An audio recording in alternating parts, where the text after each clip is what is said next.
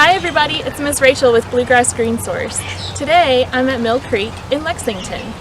The Mill Creek is flowing behind me and it's in the West Hickman watershed. Do you remember what a watershed is? It's not a shed that holds water. It's an area of land and all the water that falls there drains to one point. So a watershed is an area of land and all the water that falls there drains to one point. All the water that falls on the land that I'm standing on drains to the Mill Creek. The Mill Creek flows down to the West Hickman Creek. So we are in the West Hickman watershed. The West Hickman Creek flows to a bigger creek though, called the Hickman Creek. So we're also in the Hickman Creek watershed. And the Hickman Creek flows to the Kentucky River. So we're also in the Kentucky River watershed. It's very important that we take care of our watersheds and try to keep our water healthy and clean for the animals that may be living there, the plants nearby, and because a lot of this water may be treated to be our drinking water. Today, we are at the creek to explore, to learn, and to have fun. When we come down to the creek, we like to use our senses to help us check on the water. First, what do we see? We like to see lots of trees and plants growing around the creek. This is called the riparian buffer. Those trees and plants have roots in the ground right along the stream, so they help to maybe filter out things that shouldn't be in the water. They help to hold the soil next to the water in place so it can't erode or wash away in the creek. We also might like to see some animals around the creek or in the creek. What do we smell? Do we smell any bad smells? I don't smell anything here today. Last, we want to use our sense of hearing. What do we hear? I hear red-winged blackbirds and robins calling in the trees. I also hear the nice flow of the water as it runs behind me. Look who decided to join me.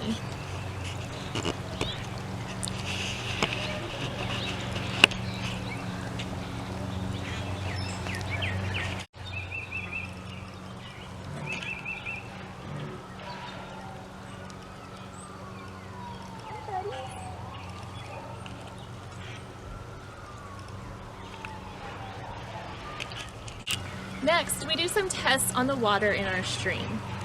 We want to test the temperature first. I've left a thermometer in the water by my feet for a couple of minutes to see what the water temperature is.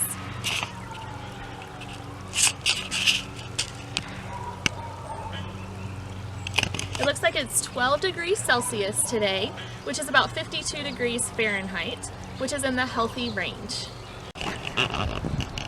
We like to test the pH of the water, which tells us how acidic the water is. Organisms that live in the water like to have a good healthy range, not too much and not too little. In order to do this, I'm going to fill up my test tube.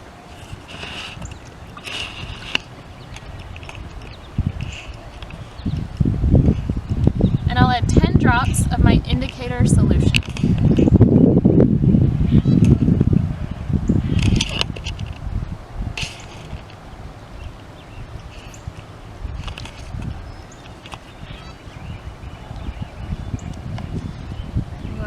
The lid on and mix. We can already see the water has changed color, hasn't it? Now it is green. Does this tell us anything so far about the pH of our water? No, we need to do a little bit more work. I use the indicator box to try to match the color of the water. We want to compare our sample with the colors on this tool. We put lots of light behind the tool and look closely. Which one do you think our sample matches best? 7, 7.5, 8, or 8.5? I think it matches 8 best, so we can say that the pH level of the water in the creek is 8. We still don't really know what that means for the health of our stream. So we want to look at our chart. We can see that the poor range is 0 through 6, The good range is 6 through 9, and a poor range would be anything higher than 9 as well. So we said the pH level of our water was 8. That falls right in the good range. So the pH level of Mill Creek today is good. Other tests we look at is the nitrate test. We test how much nitrogen is in the water. I'm going to fill my test tube up.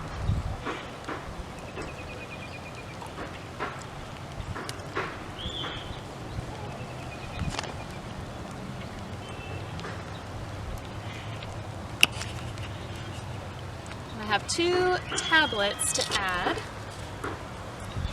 Nitrate number 1.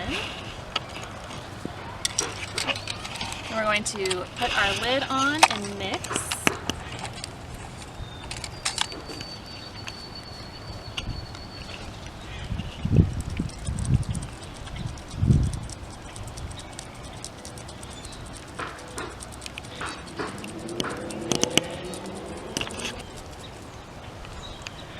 Alright, and then, now that that's dissolved, I'll add the nitrate number 2 tablet.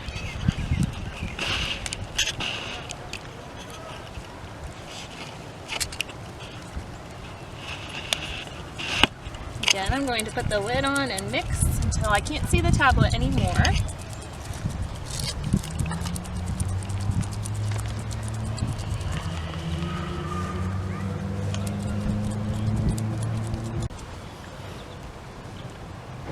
Now that that one's dissolved, I'm going to wait 5 minutes so that I can test the nitrogen level.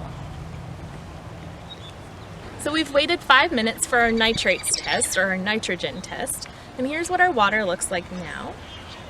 Now we're ready to give this water a number, a score for nitrogen, just like we did with pH. We're going to do that in a very similar way. All water has some nitrogen in it, but water can get too much nitrogen in it, which can affect and hurt the plants and animals living around the water. So water might get too much nitrogen in it from dog waste running into the creek, from septic lines running into the creek, or from people putting too much fertilizer on their yard and that washing into the water. So let's see what our nitrogen levels are here today. I'll put my tube into the box, and I want to try to match it with a number. Does it look like 0, 1, 2,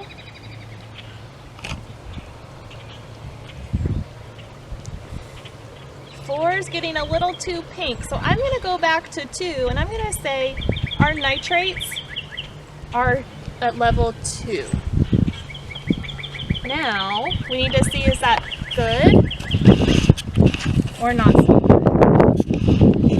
So here's our nitrates chart. We are in the month of April. So good is 0 to 2, and 2 to 10 is fair. So for us, we're in the good range for the nitrates in our creek. The other thing we test is the oxygen level in the water. We call this the dissolved oxygen. We know that all living things need oxygen in order to survive, just like us. Anything that's living in the water needs oxygen.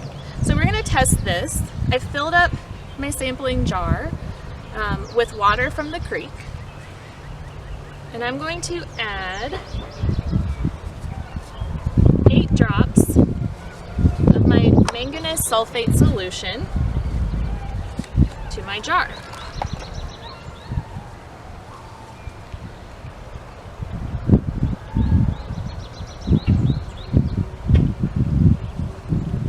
I'm also going to add 8 drops of the alkaline potassium solution.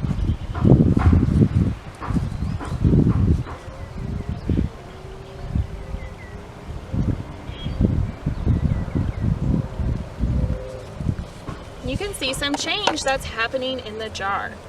I'm ready to put the cap on it and mix it up.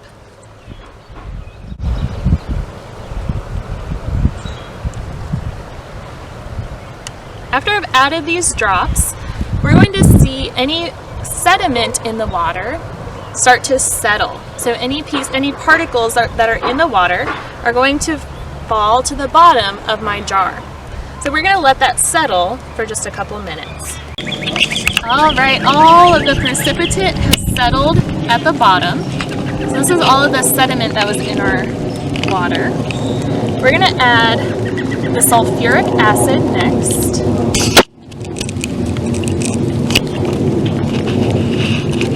Drops again.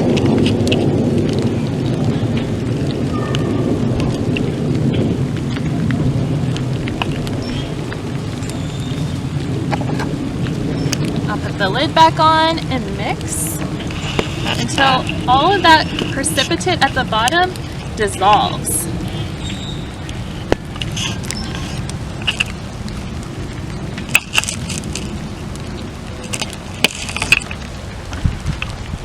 All right, all of this dissolved. Our water is all one color. Now, we'll fill up our test tube.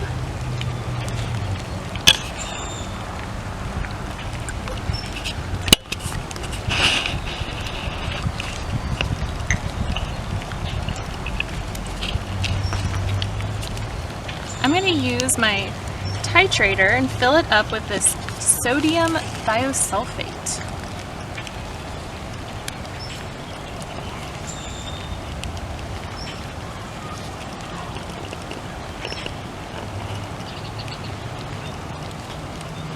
I don't want any air to be in the titrator.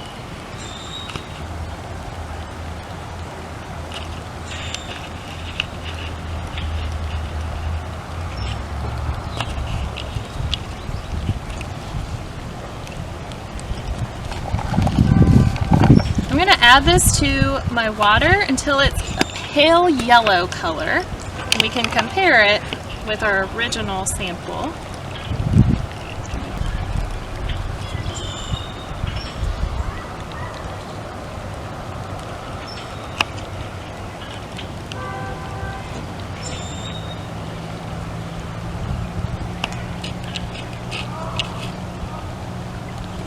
Not pale yellow yet.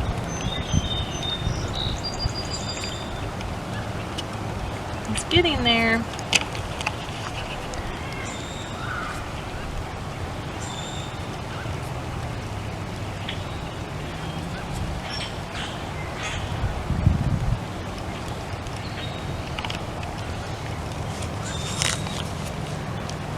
All right, I would say that's a pretty pale yellow, especially compared to what we started with.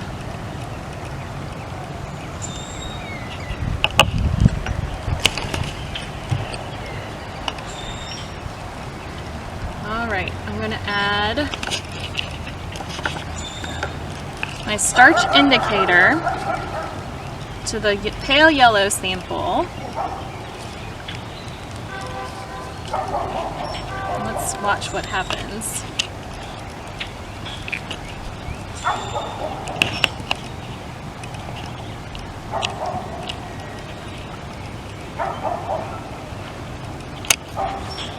Changed color again, didn't it?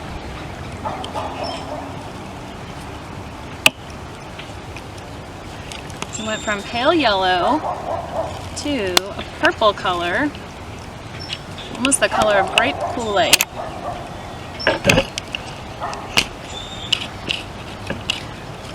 I'm going to use what's left in here to continue until this color disappears. And we can tell how much oxygen is in our water.